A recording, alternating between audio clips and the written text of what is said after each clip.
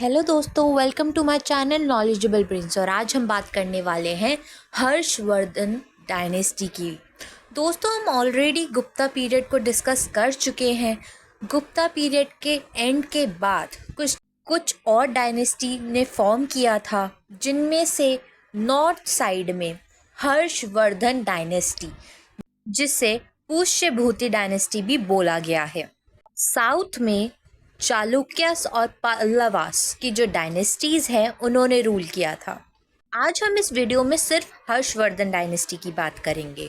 चलिए अब हम इसके रूलर्स के बारे में पढ़ते हैं, उनके अचीवमेंट्स, उनके आर्किटेक्चर और उनकी बैटल्स के बारे में जानते हैं।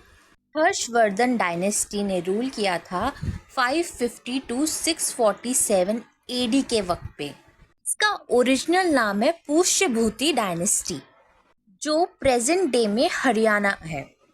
ऐसा माना जाता है कि पुष्यभूति डायनेस्टी थानेश्वर का रीजन है। दोस्तों, इस डायनेस्टी का फाउंडर ही पुष्यभूति था, लेकिन इसका इम्पोर्टेंट रूलर प्रभाकर वर्धना है, जिसने इस डायनेस्टी को एक्सपेंड किया था। प्रभाकर के दो बेटे थे, राज्यवर्धन और हर्षवर्धन। प्रभाकर वर्धन की डेथ के बाद राज्यवर्धन जो है वो राजा बना था, क्योंकि वो प्रभाकर वर्धन का बड़ा बेटा था।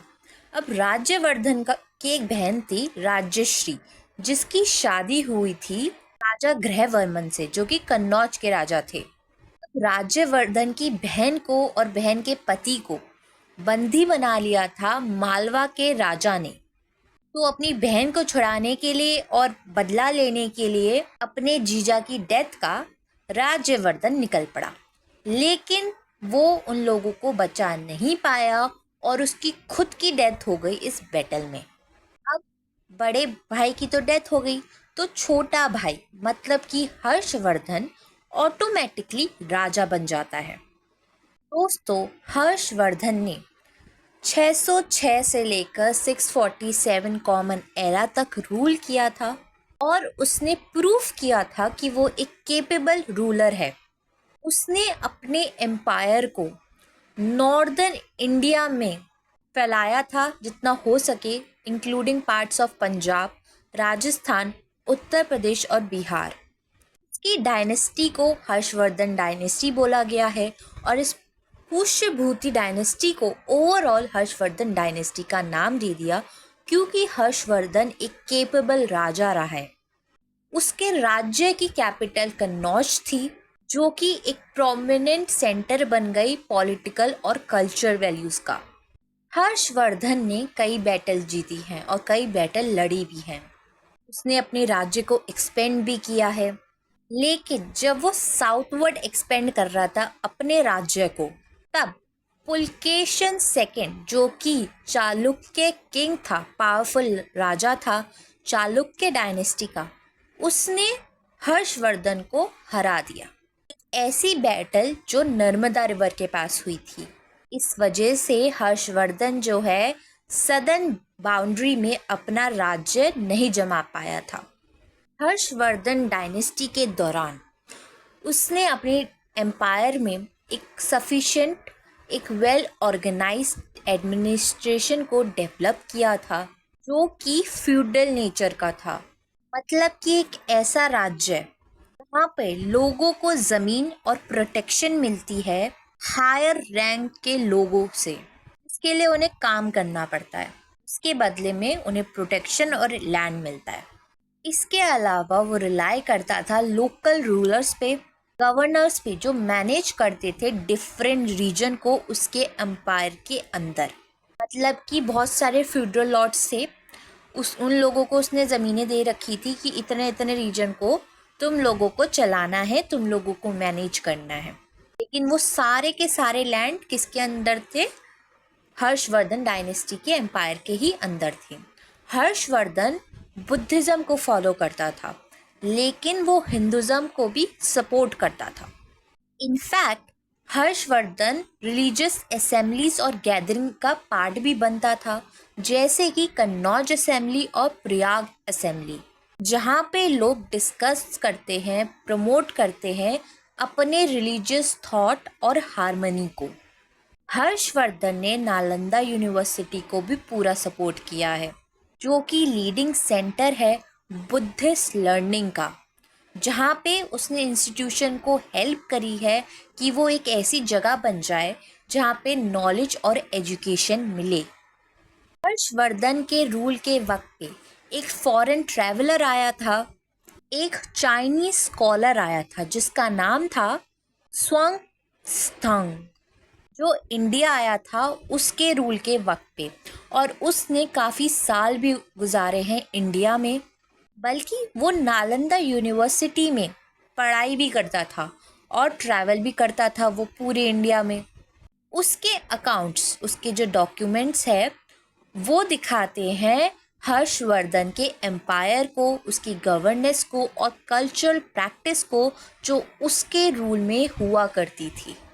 दोस्तों, अब बात करते हैं बैटल्स की जो हर्षवर्धन ने लड़ी थी। पहली बैटल है बैटल ऑफ थानेश्वर, जो हर्षवर्धन ने लड़ी थी वल्लभी किंगडम के खिलाफ, अपने एम्पायर को एक्सपेंड करने के लिए और वेस्टर्न टेरिटरीज को अपने अंडर करने के लिए। दूसरा, उसने कन्नौज को अपने अंडर कर लिया था, जिससे उसके रूल के टाइम पर एक significant political consolidation northern India में मार्क्ड हो गया था। हर्षवर्धन का जो राज्य था ना, और उसकी खुद की जो पर्सनालिटी थी, वो बाकी फॉरेन ट्रैवलर्स को अट्रैक्ट करती थी, बहुत सारे स्कॉलर्स को अट्रैक्ट किया करती थी, जो उसके कल्चरल और पॉलिटिकल एस्पेक्ट्स, उसके एम्पायर के एस्पेक्ट से काफ़ी ज़्यादा अट्रैक्टेड थे।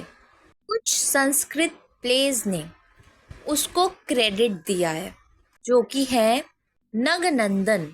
वो एक ऐसा प्ले है जो बेस्ड है बुद्धिस्ट तत्व idol of self sacrifice.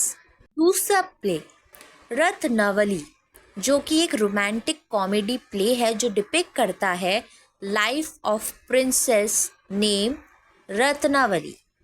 Third Sanskrit play है प्रियदर्शिका, जो कि एक रोमांटिक ड्रामा है जो कि दिखाता है रिलेशनशिप की कॉम्प्लेक्सिटी को। तो ये 3 प्ले है जिस पे हर्षवर्धन को क्रेडिट दिया गया है। दोस्तों, आज हम हर्षवर्धन डायनेस्टी को डिस्कस कर रहे हैं, लेकिन हम कल चालुक्य और पल्लवास डायनेस्टी को भी डिस्कस करने वाले हैं। अगर आपने हमारे चैनल को सब्सक्राइब नहीं किया है तो अभी कर लें, जिससे आपकी कोई वीडियो मिस ना हो।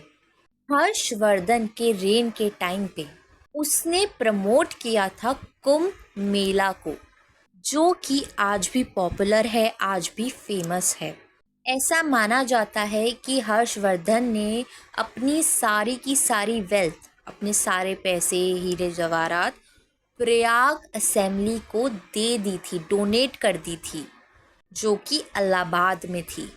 जो पैसे उसने डोनेट करे थे उससे ये पॉपुलर कुंभ मेला स्टैब्लिश हुआ था। दूसरा कि खुद वो हर्षवर्धन बुद्धिज़्म को बहुत सपोर्ट करता था, इसलिए उसने फॉरेन स्कॉलर्स को अपने एम्पायर में इनवाइट किया था, जैसे कि सॉन्ग, तो उसके कोर्ट में आया था और उसने नालंदा एनवायरनमेंट को महसूस किया था, एक्सपीरियंस किया था।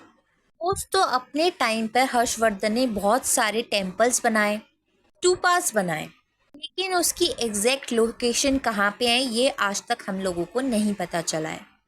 कि वो हिंदुज़्म और बुद्धिज़्म दोनों को मानता था, उसकी वजह से उसने ये टेम्पल्स और स्तूपास को कंस्ट्रक्ट करवाया था।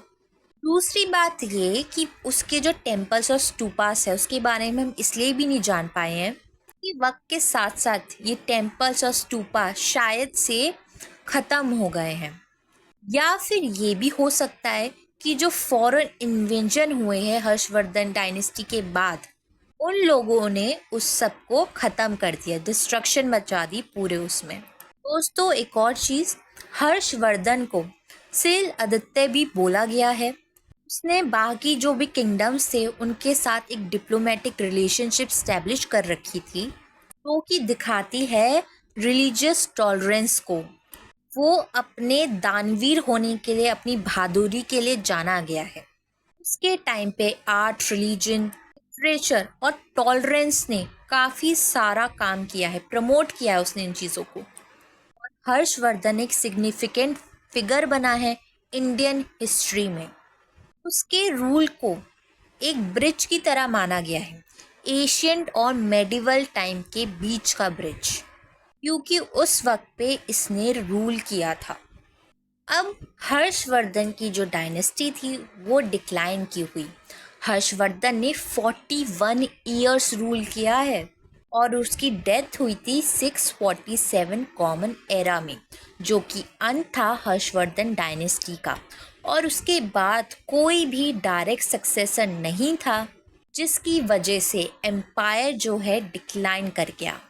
उसकी डेथ मार्क था एंड ऑफ सेंट्रलाइज्ड रूल का, किसमें, नॉर्थ इंडिया में। दोस्तों आज की वीडियो के लिए बस इतना ही। कल हम चालुक्यास और पल्लवास को डिस्कस करने वाले हैं, तो वीडियो को लाइक करें, शेयर करें और सब्सक्राइब करना बिल्कुल ना भूलें, ताकि हम आपके लिए और भी वीडियोस लाते रहें। Thank you.